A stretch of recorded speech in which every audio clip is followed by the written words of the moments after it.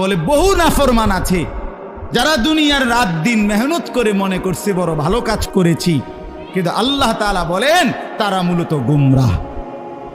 কেন? কারণ হলো তারা বেঈমান, আমি আল্লাহর প্রতি ঈমান রাখে নাই।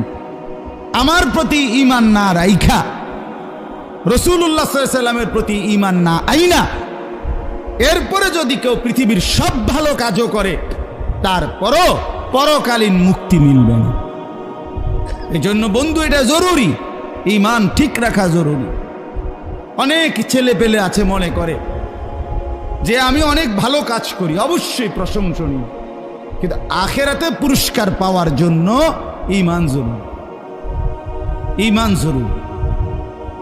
তো আল্লাহ তাআলা এই ঈমানের দৌলত দিলেন আমাদেরকে।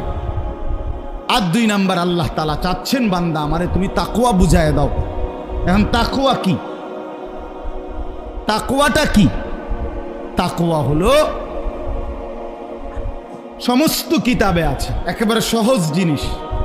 তাকওয়া কোরআনুল কারীমের খুব ব্যবহৃত, কোরআনুল কারীমে যে কয়টা শব্দ খুব বেশি ব্যবহৃত এর মধ্যে তাকওয়া। ঈমানের পরে আল্লাহ তাকওয়া চায়। ঈমান এবং তাকওয়া এই দুইটা বুঝায় দাও, 3 নম্বরটা জান্নাত বুঝে নাও। ঈমান, তাকওয়া, এরপরে কি? তো ঈমান আল্লাহ তাআলার দয়া আল্লাহ আমাদেরকে দিয়েছেন, এবার আমরা আল্লাহকে তাকওয়া বুঝাই দিই। তাকওয়া কি? তারকুল মুনকারাত, ফি'লুল খায়রাত, সমস্ত গুনাহ ছেড়ে দাও, সমস্ত বন্দিগি আমল করতে থাকা, খালাস, এটারই তাকওয়া বলে। আইয়ুতাআ ফালা ইউসা, আল্লাহ তাআলার আনুগত্য করতে থাকা, আল্লাহর নাফরমানি না করা।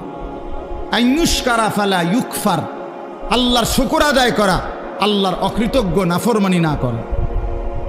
আইয়ুযকারা ফালা ইউনসা, সর্বদাই আল্লাহর জিকির স্মরণ করা, আল্লাহকে ভুলে না যাওয়া, আল্লাহকে ভুলে না যাওয়া।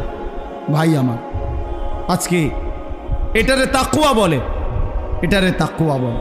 তো আল্লাহ তাআলা বলেন ঈমান এবং তাকওয়া যদি বুঝায় দাও, আমি আল্লাহ তাআলা ওয়াদা দিলাম আমার জান্নাত আমি তোমারে বুঝায় দেব। এই জন্য বন্ধু, আমি অনুরোধ করছি, নওজোয়ান ছেলে তোমাদেরকেও বলছি, ভাই, আল্লাহর হুকুম পালন না করে, আল্লাহর নাফরমানি করে, খোদার কসম, না তুমি দুনিয়ায় ভালো মানুষ, না তুমি আখিরাতে ভালো মানুষ। যে নামাজ পড়ে না, কেন নামাজ পড়ো না? তুমি কি জানো না ভাইয়া, এটা আল্লাহর হুকুম, আল্লাহ পাকের হুকুম। এত বড় মালিকের হুকুম কেমনে লঙ্ঘন করে? ইবলিসকে আল্লাহ বলছে, ইবলিসকে কোরআন শরীফ আল্লাহ বলছে, ইবলিস কেন সেজদা করলি না তুই? তুই কি জানো না ঈদ আমার তুকা, আমি তোমাকে হুকুম করেছি? এতটুকু আন্দাজ নাই তোমার? এটা কি মেম্বার চেয়ারম্যানে কইছিল? এটা কি সর্দার মাতব্বরে বলছিল? এটা তো আমি আল্লাহ বলছিলাম। তো আমাদেরকে প্রতিদিন নামাজ পড়তে বলছে, এটা কে বলছে? বলো না ছেলেরা, বলো ভাই, কে বলছে? আবার বলো, আবার বলো, আবার বলো। মালিকের নাম আরো জোরসে বলো বেটা। এত বড় মালিক আল্লাহ, তার নাফরমানি কেমনে করল? কার হুকুম প্রত্যাখ্যান করল? হায় হায়, কোরআন শরীফে আছে আল্লাহ তাআলা ইবলিসকে বলছে, ওরে বন্ধু, ইবলিসকে বলছে একটা সেজদা না করার কারণে, ওয়া ইন্না আলাইকাল লা'নাতা ইলা ইয়াউমিদ্দিন।